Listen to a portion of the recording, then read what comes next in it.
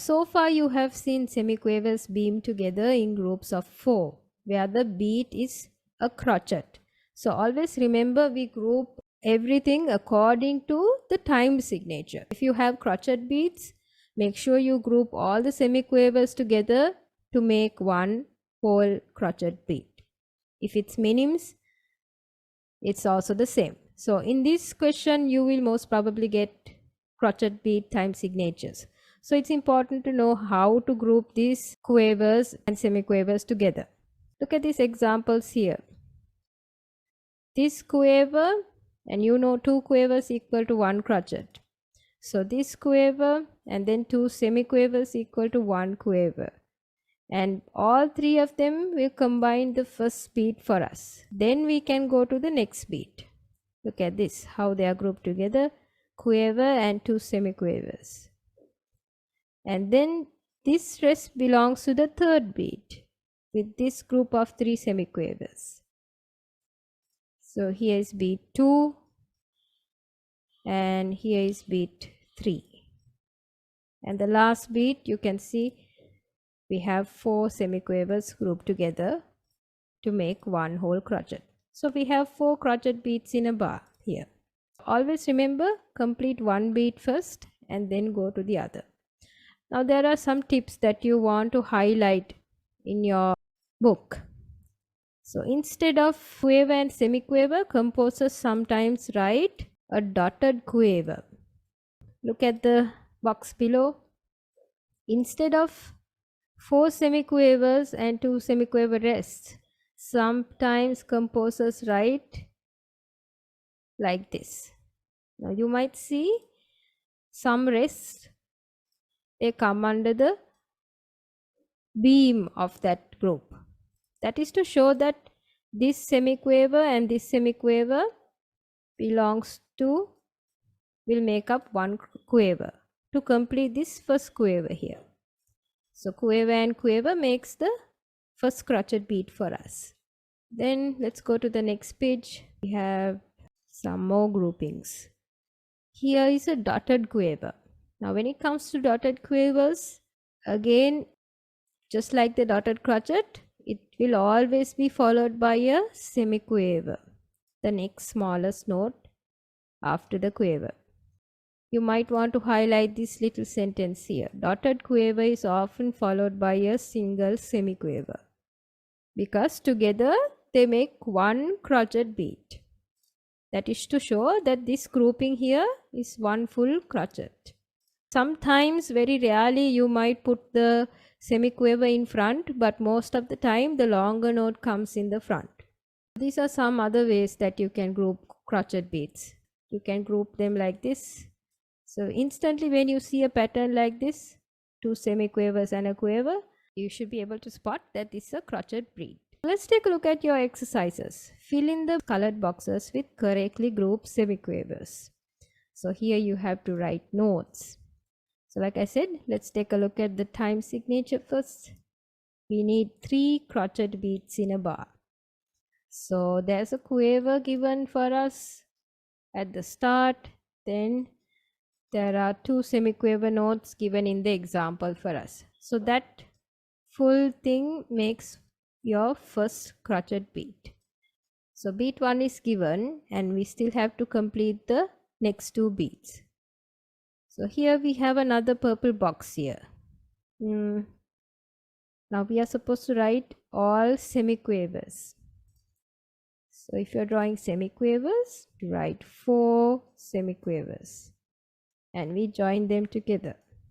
Beam it with 2 lines and that's your second beat. Then you have a semiquaver rest in the next purple box. So there's 1 semiquaver given. Then you need to write only 3. You beam them together. Then let's go to the next one. Now in this purple box, you are supposed to complete 1 beat. Now you can see there's a semiquaver rest here. So that belongs to the first beat. So now we know that 4 semiquavers equal to 1 crotchet beat. So all we have to do is write the next 3. Then you have a blank box in the next one, so you can easily just write 4. Then you have a quiver in the last box. So now we know that 2 quavers equal to 1 crotchet. So all we need to do is complete 1 quiver with semiquaver notes. So now we have all the beats here, and like that you can complete the next question also. You can write 2 semiquavers here. Here again another 2 semiquavers. So in this third question you can use quavers, so you can use both. So I might use a quiver rest here. On this last beat we have a semiquaver. So instead of writing 3 semiquavers, I can just add 1 rest here to the total of 3 semiquavers. So you can add a dotted quiver rest. Let's go to the next page. The following music contains mistakes in the grouping of notes and rests. There are also some unnecessary ties. Write it out correctly.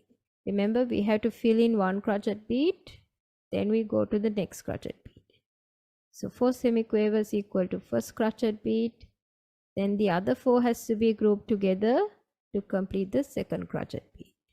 So this quiver and 2 semiquavers, we can group them together. You need to put a quiver instead of a tie here. Remember, we don't add ties inside 1 bar. We only add them when we want to travel across to another bar, like here. But the others are wrong. Here is also another mistake I can see. Right, so let's go back and group this. So this quiver and these 2 quavers will make up 1 crotchet beat, and the next 4 semiquavers will make up your second crotchet beat. Then next line we have a crotchet. And what about this rest? We need to remove this and just write 1 single rest, because we don't want to confuse the reader here. So we can just add a quiver rest.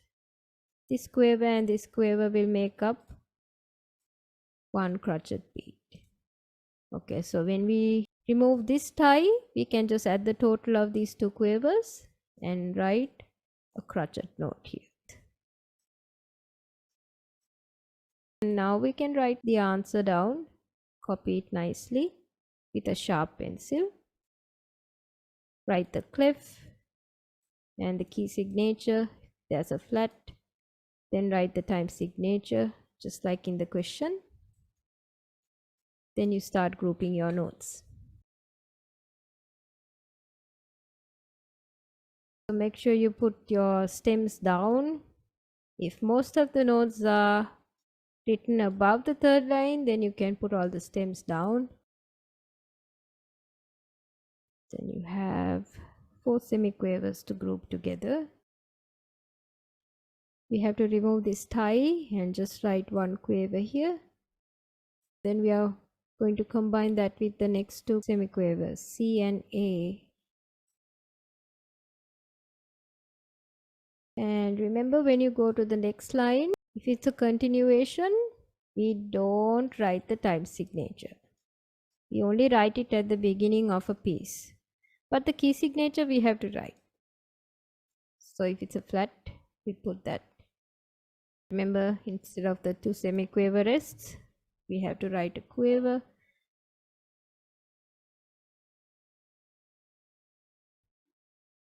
And with that tied note, we have to connect the rest of the 2 semiquavers to make it a crotchet beat. And we can join these 3 notes together, quiver and 2 semiquavers. Finally, we have 2 more quavers in that same bar. That's a B and G. So that's it. Last question. Number 6. Write 2-bar rhythms using quiver and semiquaver notes and rest. Include 1 dotted quiver note. So every question should have 1 dotted quiver note.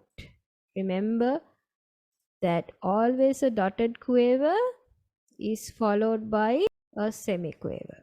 Quaver and two semiquavers, that makes up a crotchet beat. These are common groupings that we normally find in music. Then two quavers, will always make up a crotchet beat. If you are taking semiquavers, you need 4 of them beamed together. There are a lot of possibilities that you can use. Make sure you include rests also in between. Complete one beat first and then go to the other one.